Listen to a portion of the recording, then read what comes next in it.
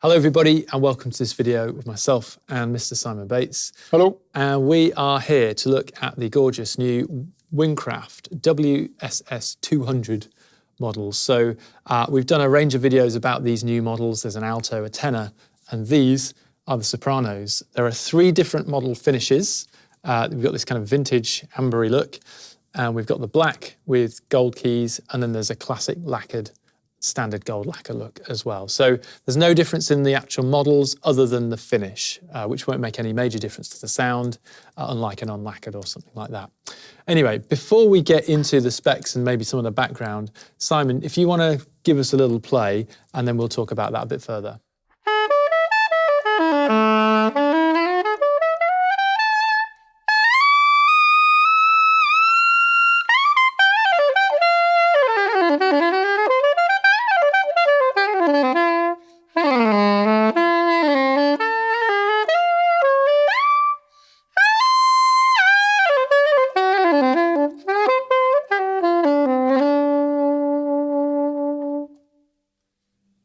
Cool. So from a playing point of view, on the black one there, how do you feel? Oh, it's superb. Really nice saxophone.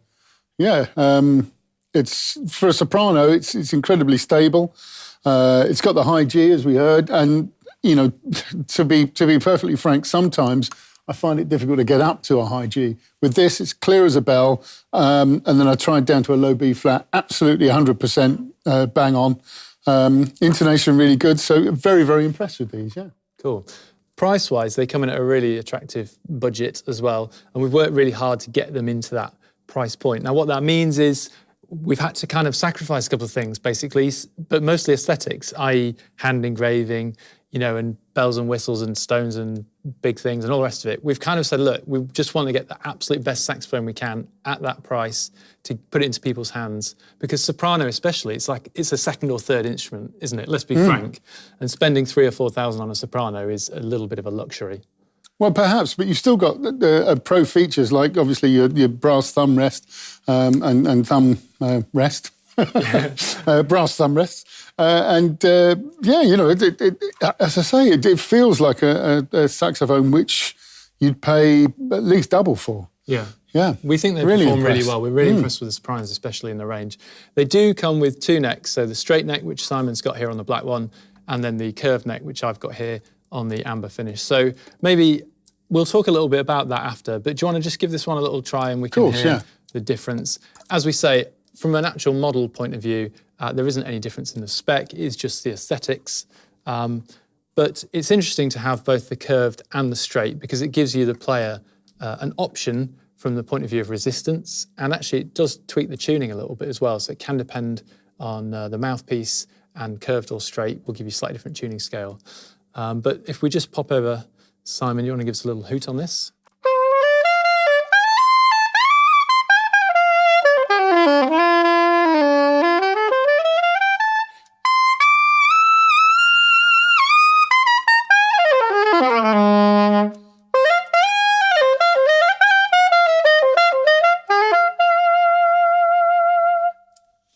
Sounds good. Yeah. Yeah.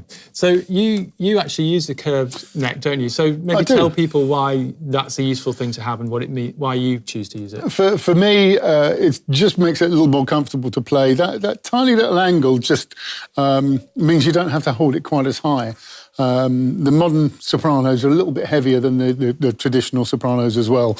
Not that this is particularly weighty, but I find it useful to use a sling to play the soprano. So if you get that angle on it, it just means that you know the soprano isn't going to get in the way of the strap as well. It can actually also just have a minor effect on the sound. It can maybe mellow it a little, do you think? It can, yeah. With the curved neck? I think it's a good thing on soprano, personally. Yes, I think probably most people will, yeah, absolutely. Okay, so these are very much worth a look if you're coming to soprano new, or if you've had maybe a cheaper student soprano, you want something better. But I think for a lot of us, like I said earlier, if you're an alto player or a tenor player, or even a clarinet player, and you just want a good quality soprano in tune, feels good under the fingers, but you don't want to go mad and spend £2,000, £3,000, £4,000, this is absolutely going to be worth a look.